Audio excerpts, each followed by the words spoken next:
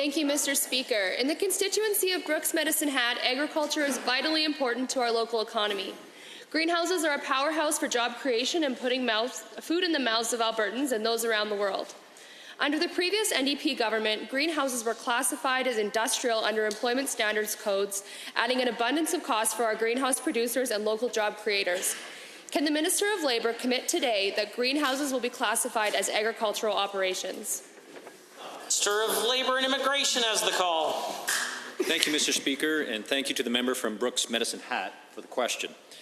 My honourable colleague, the Minister of Agriculture and Forestry, will be engaging with farmers, ranchers, agricultural workers, greenhouses and others on how best to reduce red tape and costs for the agricultural industry and balance the unique economic pressures for farming with the need for a common-sense, flexible farm safety regime.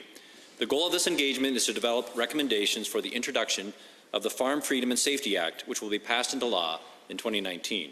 We expect that groups like greenhouses will be engaged through their industry association, the Alberta Greenhouse Growers Association. The honourable member for Brooks Medicine Hat. Thank you, Mr. Speaker. To the Minister of Labour, can you please provide a timeline for when this necessary change will take place? Minister of Labour.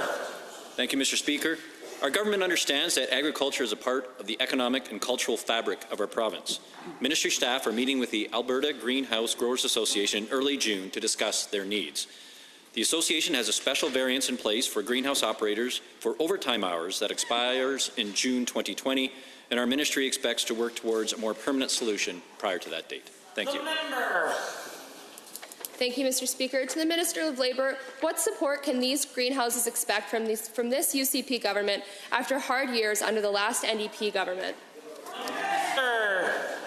Thank you, Mr. Speaker.